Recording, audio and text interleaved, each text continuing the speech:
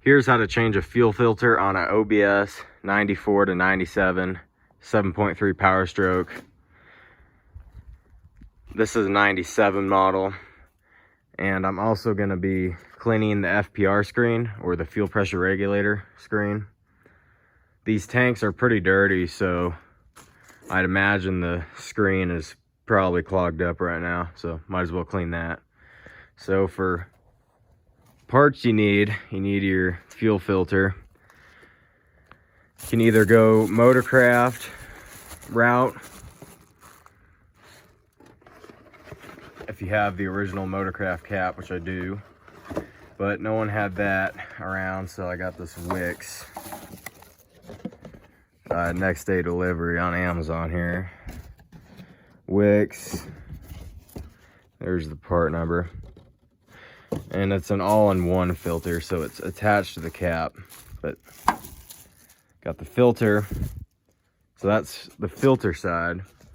For cleaning the fuel pressure regulator, get a shop vac and then about a 1/4 inch piece of vinyl tubing, and then some duct tape or Gorilla tape, and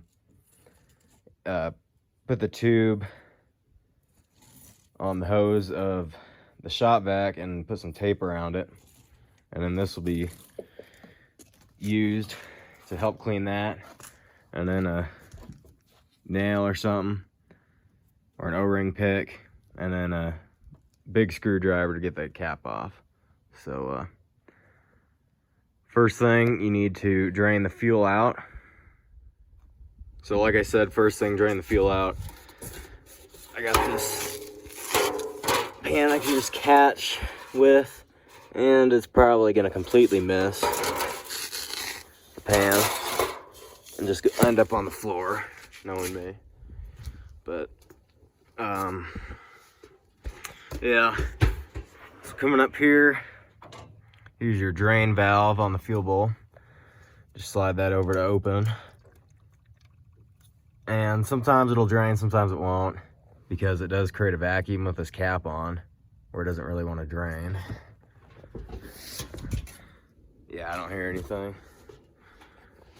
Okay, so with your screwdriver, just gonna bridge these two and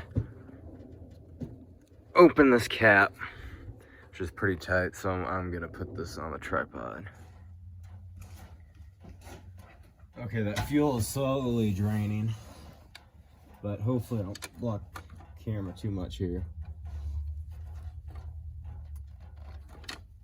Use the screwdriver between, you want to go directly across. If you try to go kind of like 1/3 of it and not go directly across, you'll end up breaking the plastic tabs off. So go directly across.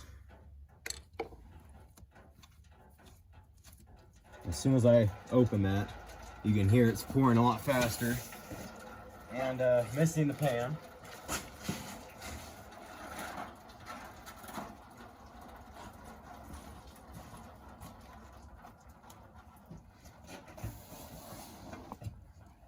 Just pull this out.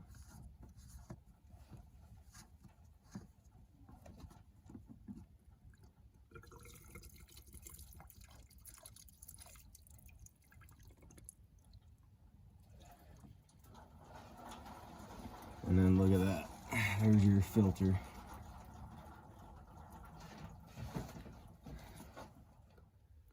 Alright, so with the filter out, you can see all the debris that just settles down in these things.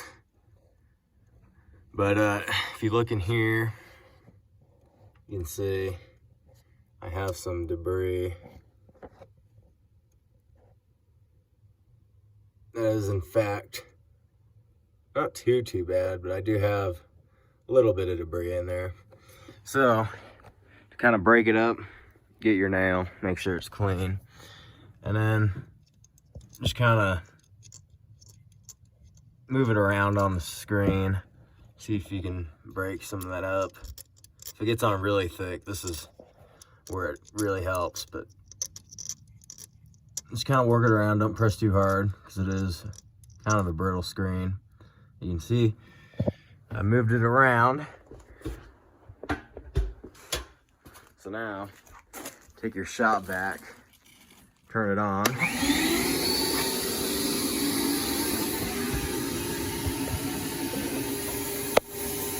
And put it on.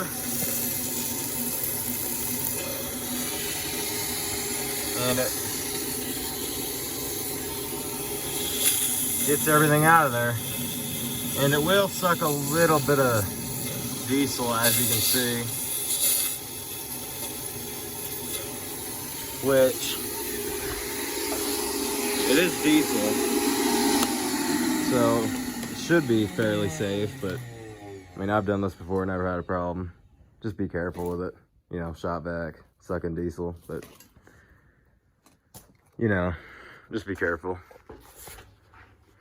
Works pretty well for me. But how's that looking now? Hard to get this phone to focus. Looks fairly clean now, so I got rid of that debris. Depending on how thick it is, just using the nail and shop vac will get it free from any debris again. So there's that part. Okay, so for installing your new filter, make sure you get the old gasket off here. You don't want to leave that on. Make sure the surface is clean, and then you can either use diesel or a little bit of motor oil to lubricate this gasket on the filter here. Make sure you get both sides good. And then I'm putting a little bit down here on the bottom of it. Okay, now slide it on. And it just screws in.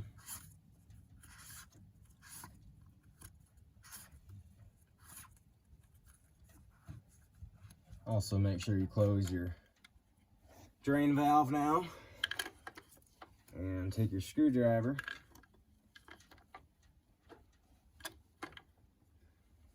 to tighten it and bridge across like before, and just snug it down decent, not too tight. All good and snug down. Don't over tighten it. So get it good and snug. And now is the priming process. Okay, the most important thing is make sure your truck is not in gear. So good there. And then come around to over here on the passenger side, and here's your starter solenoid. Get yourself a screwdriver and jump these two terminals. And since the key's not in the run position, it won't try to fire the injectors when you do this. So that, in theory, just primes up the system. So jump these two terminals here.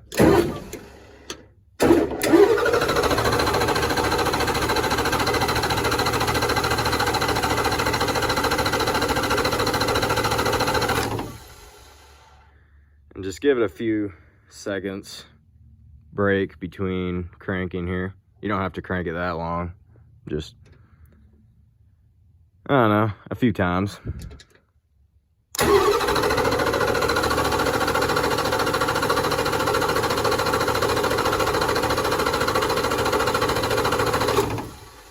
Okay, that should be good.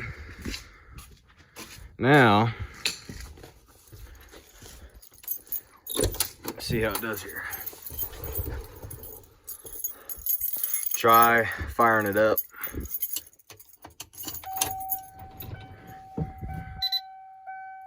Got the glow shift gauge there.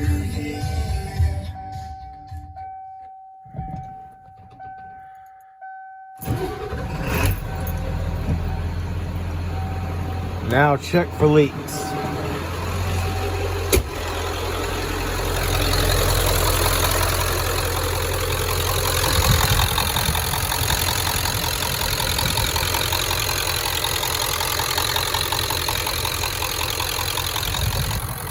And we're looking good, so that concludes the video. Thanks for watching.